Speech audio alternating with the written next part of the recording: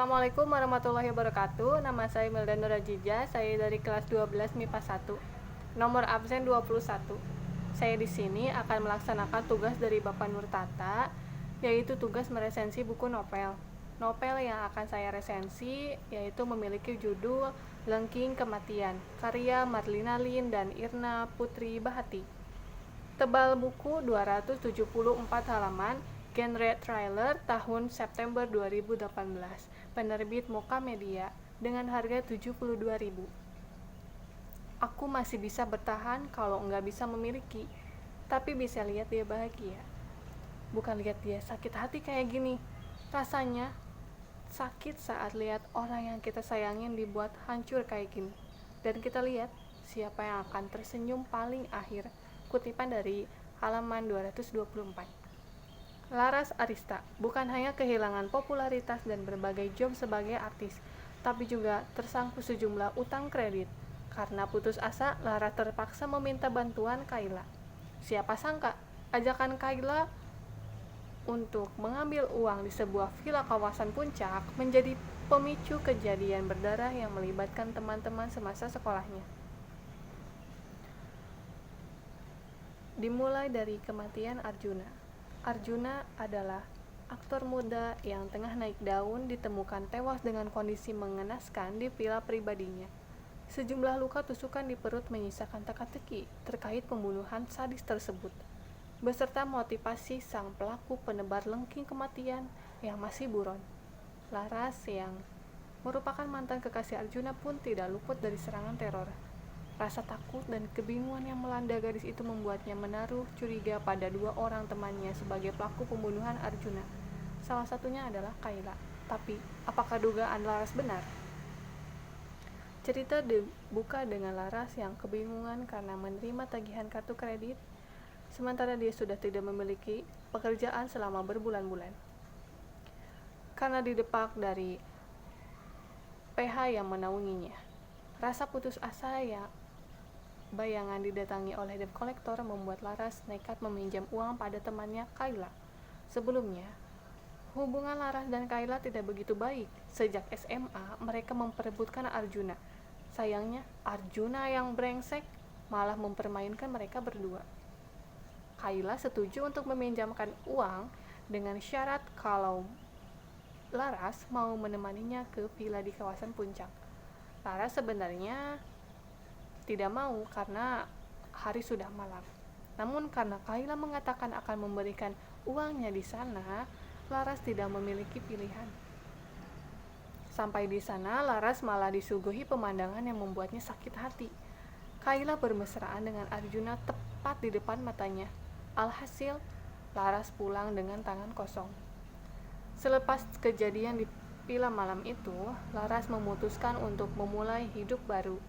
Dia meminta tolong Bayu, adiknya, untuk mencarikan pekerjaan, namun bukan sebagai cleaning service yang pernah Bayu tawarkan dulu. Meski sempat kerepotan, akhirnya Laras diterima di sebuah mall sebagai SPG di gerai produk kecantikan. Sementara itu, Junaedi yang tengah kesal setengah mati pada Arjuna karena kafe Juna yang didirikan tepat di depan dapur Juna membuat usaha warung makan milik ibu Junaedi itu sepi. Hampir seluruh pelanggan kabur ke kafe Juna. Pikiran yang keruh membuat Junaedi membolos kerja dan membuat Junaedi mencari sedikit hiburan di mall. Pilihannya itu membawanya bertemu dengan Laras. Dimulai dengan percakapan basa-basi, akhirnya mereka mulai membicarakan hal yang lebih serius. Junaedi dan Laras bertukar cerita betapa kesalnya mereka terhadap Arjuna, dan di akhir pembicaraan mereka sama-sama mencetuskan keinginan mereka ingin Arjuna mati. Dengan keesokan harinya, itu benar-benar terjadi. Arjuna ditemukan tewas mengenaskan di villa pribadinya. Laras dan Junaedi sama-sama pernah bertukar pikiran mengenai itu, saling mencurigai. Namun, kecurigaan mereka pupus dan mereka pun mulai bertanya-tanya, siapa kiranya pelaku pembunuhan Arjuna? Kaila yang saat itu merupakan kekasih Arjuna menjadi orang yang mereka curigai. Perilaku Kaila memang begitu mencurigakan, namun belakangan muncul Lisa, tetangga Laras yang mengaku sebagai kekasih Arjuna dan kini tengah mengandung anaknya. Banyak hal-hal yang sebelumnya Junaidi dan Laras tidak diketahui, perlahan-lahan terungkap. Kaila dan Lisa adalah dua orang yang menjadi kandidat kuat pelaku pembunuhan Arjuna karena masing-masing dari mereka memiliki motif yang cukup kuat dan masuk akal. Sampai suatu hari Junaidi mendapat SMS dari Kaila yang menyuruhnya pergi ke sebuah villa di kawasan puncak, dan disitulah semua terungkap, siapa pelaku sebenarnya dan apa motifnya. Aku tahu Tuhan, ini salah, tapi salahkah jika aku mencintainya dan ingin dia bahagia hanya bersamaku? Aku tak rela jika senyumnya untuk pria lain. Aku tak suka jika tubuhnya dipeluk pria lain, apalagi sampai melihat dia terluka. Kutipan dari halaman 238. Karakter-karakter dari novel ini: Laras, seorang mantan artis yang mengalami kesusahan dalam keuangannya karena tidak bisa merubah gaya hidup, padahal sudah berbulan-bulan dia sama sekali tidak memiliki penghasilan. Junaidi, teman semasa sekolah Laras. Cafe Juna milik Arjuna yang dibangun tepat di depan warung makan milik ibunya membuat Junaidi kesal setengah mati. Dia berpikir bila Arjuna sudah memiliki segalanya, namun mengapa masih juga ingin menghancurkan usaha milik toko ibunya. Kaila, teman sekaligus saingan Laras. Sejak sekolah dulu, Kaila sudah terlibat cinta segitiga dengan Laras dan Arjuna. Terakhir, dia berhasil merebut Arjuna dan mendepak Laras. Arjuna, kaya sejak lahir, ganteng, punya segalanya, sayang, brengsek. Playboy yang suka tebar benih dan lupa dengan Laras dan Kaila, maupun Lisa. Tak ada satupun dari mereka yang diseriusinya. Lisa, tetangga Laras yang belakangan diketahui sebagai pacar sembunyi-sembunyi Laras. Sembunyi-sembunyi Arjuna. Karena terbuai dengan kata-kata sang buaya darat, Lisa akhirnya hamil. Sementara Arjuna yang menghamilinya malah ditemukan terbunuh di vilanya. Bayu, adik Laras yang kata-katanya selalu pedas. Meski begitu, Bayu sayang terhadap Laras. Sebetulnya Bayu ini bukan adik kandung Laras, melainkan anak yang diadopsi oleh orang tuanya.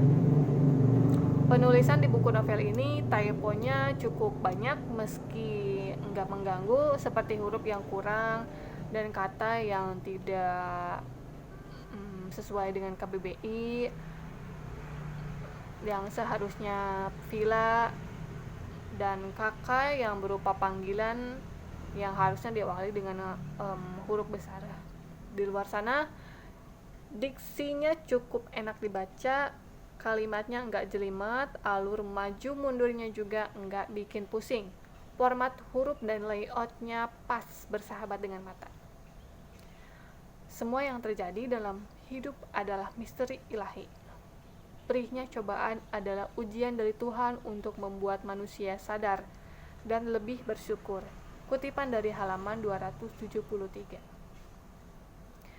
Ini adalah novel thriller yang aku baca setelah vakum cukup lama dari genre ini. Novel ini cukup menarik dan memiliki ending yang memuaskan. Kasusnya nggak berat, tapi teka-tekinya lumayan bikin orang kepo. Sekedar tahu, aku baca buku ini sekali duduk. Habisnya penasaran, habis siapa yang membunuh Arjuna? Aku sempat menduga sih pelakunya sesungguhnya, tapi nggak nyangka kalau motifnya semenjijikan itu. Pembunuhan Arjuna digambarkan dengan begitu jelas dan sadis. Begitu juga perlakuan para pelaku ini terhadap korban-korban lainnya. Sadis. Untuk setting tempat nggak terlalu digambarkan, kecuali lokasi pembunuhan. It's okay, karena ini novel thriller, yang lebih ditonjolkan adalah motif dan kekejian pelaku pembunuhan. Tapi di awal cerita sempat timbul hal yang mengganjal. Sewaktu Kayla ngajak Laras ke villa yang katanya untuk nemeninnya sekaligus ambil uang, Laras yang ngutang 10 juta dan uangnya mau dikasih tunai.